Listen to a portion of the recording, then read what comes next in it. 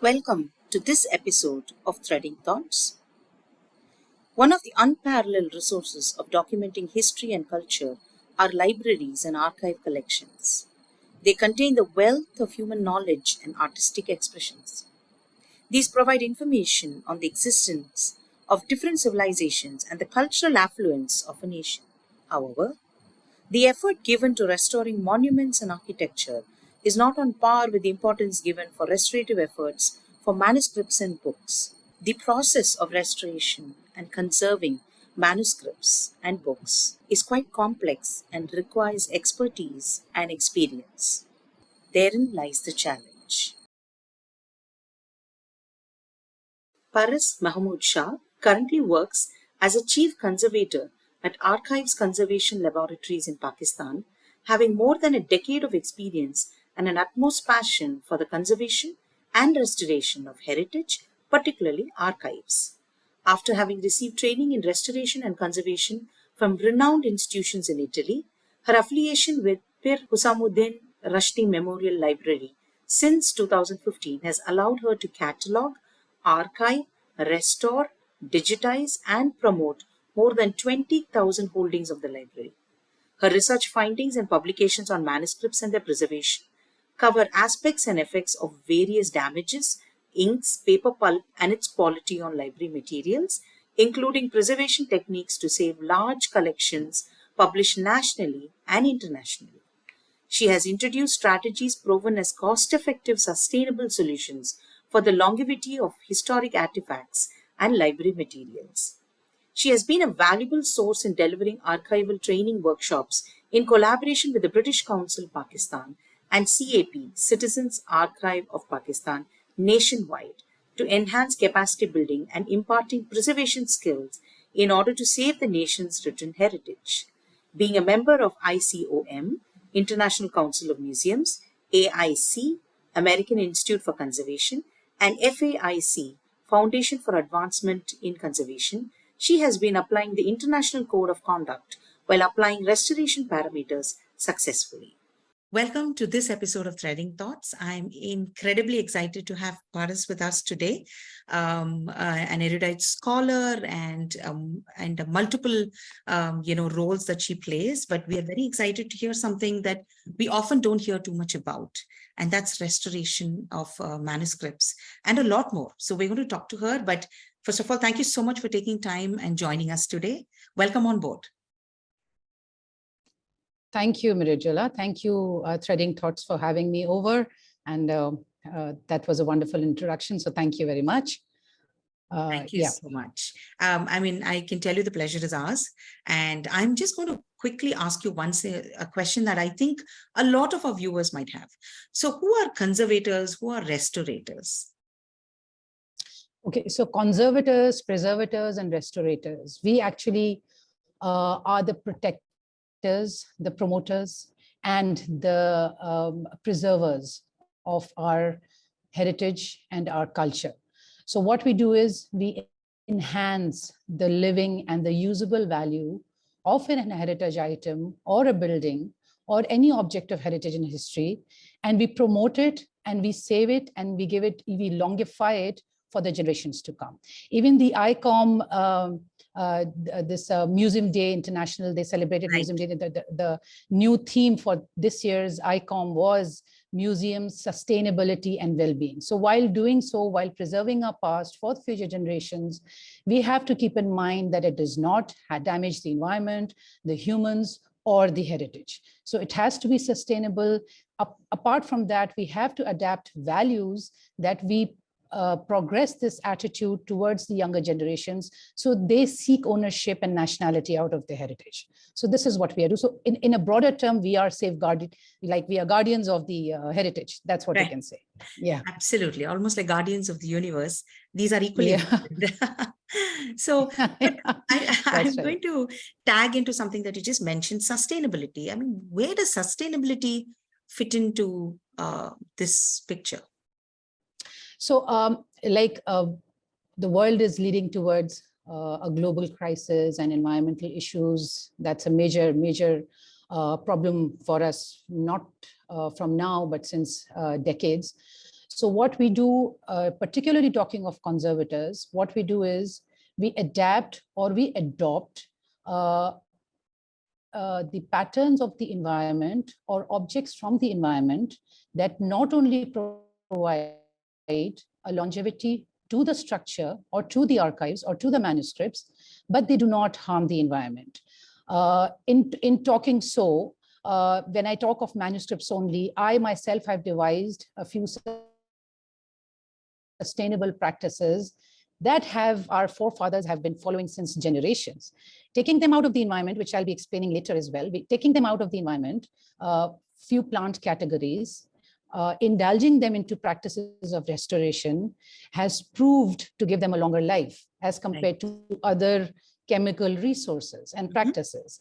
For example, the use of Azadirachta indica, which we commonly in South Asian countries call as neem, has been used in Ayurvedic medicine since centuries. Our forefathers were using it. Right. So we adopt a bit of that practice and we inculcate it in the preservation of manuscripts, and that's how we go forward. And that has given remarkable results for their longevity. So these are just some of the few examples. Therefore, choosing items out of the environment that do not damage the environment, that do not leave a carbon footprint on the earth, they need to be incorporated while conserving and preserving. That's what we call sustainability. That's absolutely lovely. And I think sustainability is now recognized as needed across, every single thing. Absolutely. Absolutely. So absolutely. To bring it into conservation of, very fragile manuscripts and other things, I think that is a huge, step forward, right? Is it widespread? Absolutely. Using sustainable methods?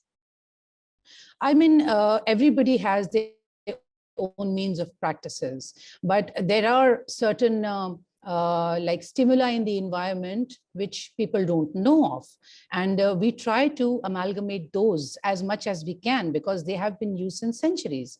But yes, it is a practice which everybody is not following, but the world is shifting its focus towards sustainability, considering the limited amount of resources we have, considering the global warming and the additional threats that we have nowadays. We have to adopt practices that are sustainable for the future. Absolutely. I think that's spot on, right? But talking about conservation efforts, I mean, what are some of the challenges of handwritten documents, right?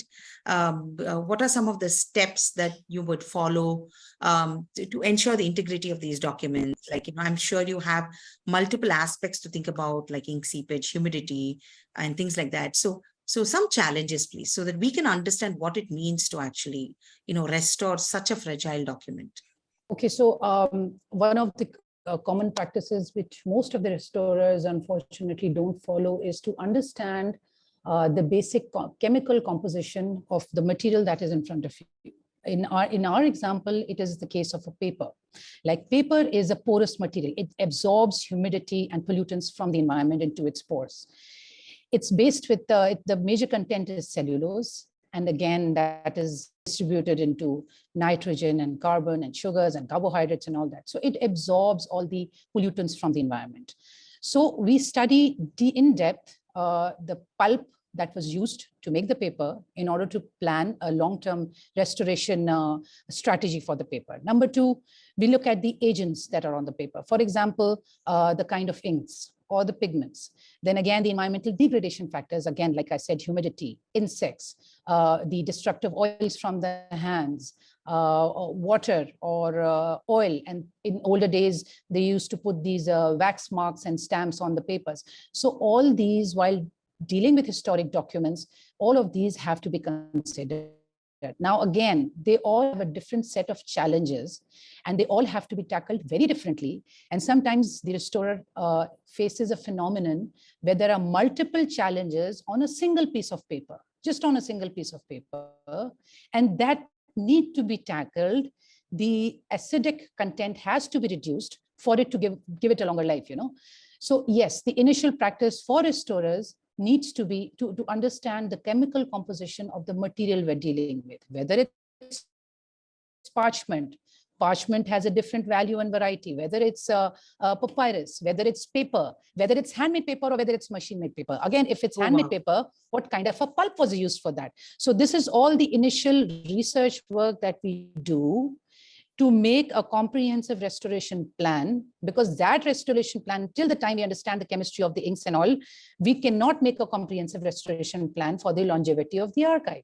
So that is the initial step. And I keep on, even while training people, I lay a lot of stress on the initial research and understanding the chemical composition, because what they do is, just to save time, they just start off and jump off to the cleaning and the restoration. It does not go on like that. So this needs to be considered. Again, you've asked a very wide-ranged question, and I think I can go on for hours on this. So environmental, there are, apart from the mechanical damage that includes the inks and the paper pulp, and of course the paper coming in contact with metal and the acidic content of paper, there are factors from the environment which damage the paper. Again, due to lack of storage, due to insufficient knowledge, lack of expertise, in most cases, of course, funding, because there are larger collections and then there is lack of funding. All these factors, they destroy, deteriorate the documents or the larger collection of archives and libraries. Some of the very common environmental factors is, again, humidity and insects. You know, in library materials, 70 different species of insects have been identified. Not only that, every 70 species of insect, including cockroaches, termites, silverfish, fire brats, rodents, they all have different subspecies. For example, just the cockroaches which attack particular library materials have a variety of 1,000 different species. Oh my God. Out of which five species are particularly known to attack library materials.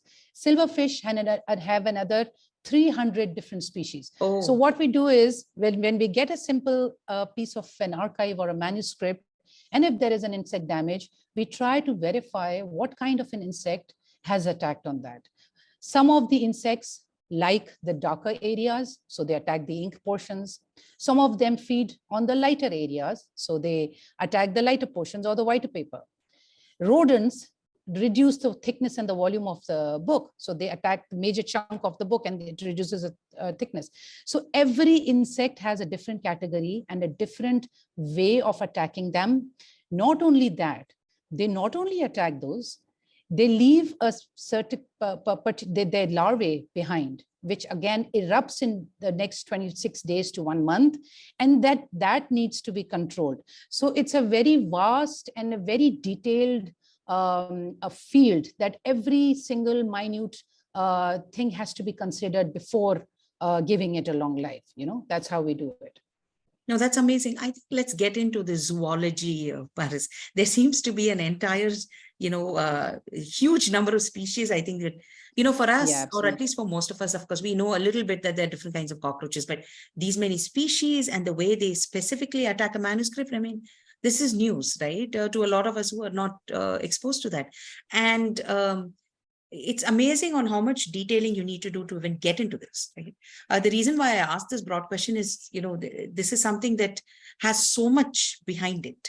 And I think that itself can be taken as one single topic for a discussion. But just to give us a sort of heads up on what all you do. And it's so nice to hear you say that first understand your problem and the issues before you jump into correcting them is basically, I mean, this is like spot on management Gyan as well, right? Absolutely. To actually identify the correct issue and what's causing that issue, which could be any one of those species. How specific can you get to the species level though? So just, I mean, with my own experience, I can just, by the look of it, I can say if it's the attack has been made by a powder post beetle, or whether it has been made by a termite, or whether it has been made by a silverfish. But otherwise, we use these specialized machines for that and microscopes for that. But they all have a different way of living in the books. You know, the termites, they leave particular kind of tunnels in which, while digging those tunnels, they get in from one end, and they exit the manuscript or the book from the other end. While doing so, they formulate these particular kind of tunnels, and they keep on leaving their larvae behind. Right. So while we give it an extensive and a thorough research and study through the microscope, we understand the larvae, we understand the condition of those tunnels. Then again, a very similar insect to termite is a powder post beetle. So what mostly people or even scientists, they confuse the termite with the powder post beetle, because the way they damage the material is same, but they both have different ways of living inside the manuscript. For example, powder post beetles, many of the Quranic manuscripts that we got for restoration, and there have been many, there were a variety of holes on a single piece of paper, from 500 to 1500 tiny holes. Now that would be the work of a powder post beetle, not the termite. So what a powder post beetle does is it attacks a tiny hole, and it converts it into a dust, and it leaves a powder-like material behind. So that's how you, and similarly, that's what a termite does.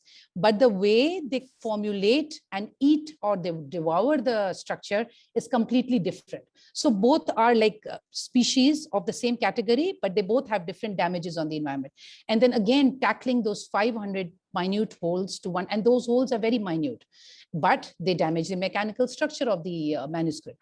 So dealing with that is very difficult. We have to fill in all these tiny holes with fibers and overcome the damage of those. So this is just some of the tiny examples. Again, silverfish, they love photographic collections. So they just start eating on these darker shades, because photographs are kept in the dark, and then they have these darker areas on them. So they love those. So every insect has a different, favorite meal that they prefer. And therefore we categorize them into 70 subspecies. And we study those species to understand what kind of damage that is. That's fantastic. I mean, you're almost saying that each one has a signature. Each one has a signature. Absolutely. Absolutely. That's fantastic. And then again, the mechanical components that the paper is made of, for example, inks. Since antiquities, there have been inks, and we tackle with inks which start eating the paper.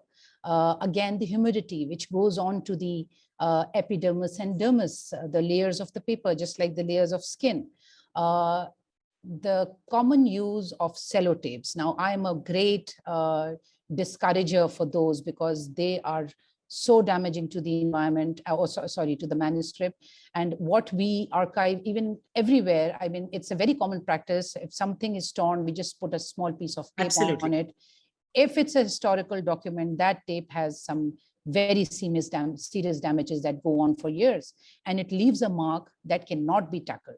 It's very difficult to remove. So these are just, there is a variety of problems that we have to consider before starting our project. Oh, that's amazing. And you were talking about all of these. I mean, I was just trying to figure out what are some of the agents that actually cause decay, right? Like climate. What role does that play? I mean, how important a role is it? I'm sure it is critical. And just a little bit about some of the other chemical agents that might also damage. I mean, sellotape is something that I think automatically we put around anything that is torn or broken. It's like a quick stopgap solution. But to show that this actually creates so much of damage is something that we need to stop and think about. So, yeah, can you tell us a little bit about some of the other agents that you have seen, chemical perhaps, and also the climate? So again, some of the chemical agents are the different varieties of inks. Again, the different varieties of pulp that were used. Now, what we saw was, I'll be discussing few here. The paper that was handmade, and whatever paper handmade comes to us for restoration, remarkably has a longer life than the machine-made paper. Now, what happened was, and also in a recent exhibition of our shared heritage before 1947, we put up an exhibition where we actually created a scientific study, or whatever you can say. We found out that they started using hydrogen peroxide to whiten paper. So now I'll give you a bit of a history on that. What happened was, initially the Islamic paper makers were using pure linen and hemp to make the pulp of the paper, as compared to the European paper makers who using mulberry and bamboo. There was a lot of demand for paper, especially during the partition of the subcontinent. There was a lot of correspondence through letters, and paper was in high demand, even though there were enough paper mills by the 18th century in India, but still there was a higher demand. So what people started doing was the pulp was, low quality pulp was used. It was put into hydrogen peroxide. Again, a chemical degradation process starts. So while conducting this exhibition and conducting a research, what we found out was some of the paper quality that the Europeans brought in was of high quality paper because the pulp was of high quality. Right. Whereas some of the paper that was being produced in the subcontinent at that before partition was being dipped into hydrogen peroxide to reuse the paper, to just formulate a reuse of the paper. The restoration process of the high quality paper as compared to the low quality paper was way too different. And the low quality paper gave us a lot of problems. So again, some of the problems are it turns yellow over a period of time. It turns brittle over a period of time. You would have often seen these newspapers turning from white to yellow. That is Absolutely. Again, that is in coupled with humidity, and then again, the paper pulp and all that. So that gave us a very tough time. So what we say here is the pulp, it should not have any contents of metal in it because cellulose does not accept metal. Some of the barks or the pulp that is made of consists of lignin, and lignin is a kind of metal that breaks the chain of the cellulose, because cellulose is a composition which is in a chain-like structure. Right. So what it does is the lignin, it produces a chain scission. It breaks the structure. And when there is a breakage, it hinders with the mechanical structure. So these are again just some of the chemical components or the chemical, the things that deteriorate paper related to pulp. Again, if we talk of inks, there is a particular ink we restorers everybody knows about is iron gall ink. Now, iron gall ink has been used since antiquity. It contains of vitriol and these sulfur salts and these small shards of glass. So what they do is when our ancestors were writing with iron gall ink, it creates an acidity on the paper. Right. The paper starts vanishing from the point of the writing, and our main purpose is to save the paper and the writing because that is the main historic value. So it starts eating on the paper because the oxidation is high, the acidity is high. All those things have to be controlled. One of the document I got of a very famous writer, he had written with 17 different inks on just one paper. Now there were inks, 17, I counted those. Now there were inks which were soluble to water and there were inks which are not soluble to water. And that was a very complex phenomenon for me just to save some of them, and they were overlapping with each other. So there are different compositions of inks that need to be considered. Again, when we talk of environment, humidity, the documents getting in contact with water, again, the storage conditions in archival departments, lack of air or exposure to sunlight, and again, the UV radiation. All these have to be considered if you to give a longevity to your documents. Absolutely.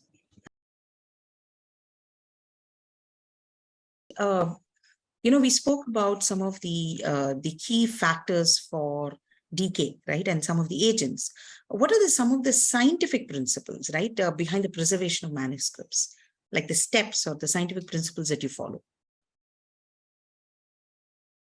When a piece of paper comes into me, I value it a lot. I mean, I make sure that I train people to value it a lot, even though it's a simple piece of paper. Unfortunately, people do not care of the paper legacies that they have here. And our country has had, apart from the buildings or the architecture, major of its history lies on pieces of paper, which unfortunately are in a dilapidated state. So what we do, the things we consider is, again, when it comes to us, I start off with research, extensive research, to understand the chemical compositions, to understand the factors that are attacking it. Then we create a comprehensive restoration plan for the paper, or we create a condition report, basically, for the paper. The next step comes to cleaning. Once we have the report, once we have done enough research, that involves a lot of time and effort, actually, the paper goes for cleaning. So there are different kinds of cleaning. There is a dry cleaning and there is a wet cleaning.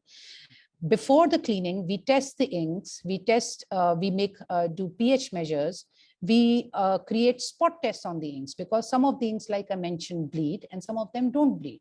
Right. So those which do not bleed, they can just be put into these wet cleaning process to remove the acidity stains from them. But then they go through a process of restoration. Once they follow the process of restoration, you've given them cleaning, you've given them a long life. Now you pass them through a process of preservation. How will you store them, or how will you inculcate this thought and idea for future generations to store them? They should be from metal, not consist lignin, which do not have in them. That is a complete a series of 6 steps that we follow to ensure that now the document or the manuscript is safe. So these factors have to be considered, and every piece of document or archive, even a single small piece of paper, goes through all these processes in order to reach its long life, So that's what we do. After preservation, we introduce collections care. We enhance, we lay a lot of stress on collections care. The archives should be stored in proper acid-free, lignin-free, 100% cotton or cellulose material for their longevity. They need to be away from direct UV radiation. They need to be kept in a proper well-lit room. They need to be away from things or like metal objects touching them. The single piece of document has to travel to reach its final stage when it comes in for restoration. So these are all the things that we consider before giving it a final look. Absolutely wonderful. Absolutely wonderful. And to say that there's so many steps involved and very careful steps, right? There is at no point can you actually take this casually, because at every point, anything that happens or comes in contact can destroy this particular manuscript or whatever it is, the document that you're working with, right? And there is no way to reverse any damage that happens later on. Has that happened before, where you have, progressed through these conservative methods, but a little later on, there was some damage to it? Were you able to reverse it at some point? A skillful and a trained conservator or restorer would know how to reverse his practices. We would make sure to apply and adopt measures which we do not have to reverse. So that therefore we need a comprehensive plan and a condition report in hand before restoring it. And then after, for instance, if there is any damage or we need to reverse a particular method, we are able to do so without damaging the original content of the historic writing and the paper. So a trained conservator and restorer would be able to do it. A layman would not be able to do it. Therefore, the lack of skill, the lack of practice, they would be applying measures which would be harmful to the material, and they would not be understanding it. That deteriorates the paper more as compared to what a trained, skillful restorer would be doing with the paper. And you have spoken at length about the conservative and restorative processes, but can you touch upon some of the challenges of conservation, right? What are the major challenges that you have seen? Of course, you have a huge number of years as experience, but what is the major challenge that you've seen?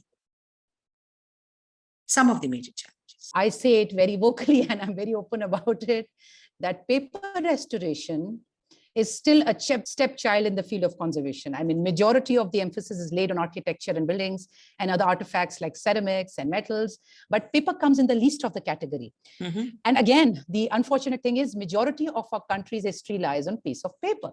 So what I do is there are a variety of things that are challenges for me. For example, the lack of the lack of serious attitude on part of the government officials or the authorities who are in charge of those archives. Again, lack of funding and ownership battles, which are very common here in our country. They would not be, if a particular archives or books and valuable material is belonging to a particular library, they would not be having restorers or conservators of their own, but they will make sure that nobody gets hands on them, Right. And they will not let anybody touch. So these are like major ownership battles, even though somebody wants to give it a long life or they want to do something good about it. Even for research purposes, they have a very safeguarded wall around it. And that material would further on go into decay. Correct. Nobody to save. Some of these, considering the lack of funding, considering the larger collections of my country, I inculcated or developed these sustainable practices where I do not have to seek the help of the government or the funding, so that I'm able to save these large collections, taking these things out of the environment, making them into small bags and just reduce the humidity. They protect the materials from insects, and there are many different advantages that they do. So that's how, one step at a time, and everybody has to take some step to save their heritage. So that's what we do. These are some of the major challenges that we face, especially when we have to handle archives. Overall, the the lack of care for our archives, they would be investing their time on buildings and architecture, but they won't be investing their time on archives. Unfortunately, in 2005, there was a very famous case in our country where historically colonial records were found in gunny bags from one of the towers, and they were full of insect attacks and rainwater and all that. One important thing I would like to add here is the fumigation process. Again, we raise a lot of voice against the chemical fumigation process that people usually do for larger archives in order to save them from insects. What they do is they start fumigating with harder chemicals. Okay. We strongly, as conservators and restorers, we strongly discourage that, because that damages the paper more than it damages the insects or the rodents or the termites that are living inside the paper. So there are different methods to save those larger collections. Again, few preventive measures and few drastic measures that you have to save, but not through fumigation and through chemical pesticides that we usually apply. They are not only damaging to the environment, but again, paper, because paper is a porous material. So. Absolutely. I mean, they damage the actual core of what you're trying to protect. So absolutely. Yeah. I hope it doesn't happen again, and that, we are able to protect a lot of these that require protection. As you correctly said, there is a bigger emphasis on buildings and, monuments and things like that, that are sculpture for that matter, but not for manuscripts. And I hope that changes, and it's time it does. But thank you so much, Paras. This has been just a treasure trove of knowledge, and I'm sure there's so much more to talk, but we have our constraints of time as well. But this has been absolutely amazing, and thank you for being such a generous sharer of knowledge as well, because it's really eye-opening, and there's so much more to learn now. My pleasure, because I've been very vocal about younger generations taking care of ownership of their heritage and history. And this is the main thought that I give a very best shot to inculcate among my future generations, even my kids and all those who come for training to me. So I make sure that apart from inculcating these restoration practices, I have to inculcate the thought and feeling for nationality and ownership. So single step, one step at a time, we need to move towards the betterment of these, particularly of paper history and archives. No, absolutely. So thank you so much for having me over, Meridula. It was wonderful talking to you, and of course, sharing my knowledge. And it's a very technical study, and it needs a lot of time and skill. And of course, it's not as there's a lot of value attached to it, especially as considered in our country. It's very time consuming. You do not get major returns out of it. But then again, there is a feeling that you have this inner sense of pleasure and satisfaction that you have been saving these treasures, So yeah, thank you so much. No, thank you. It was an absolute pleasure. I'll keep on talking just like that, And I'll keep on listening. So no worries at all. No, but thank you so much.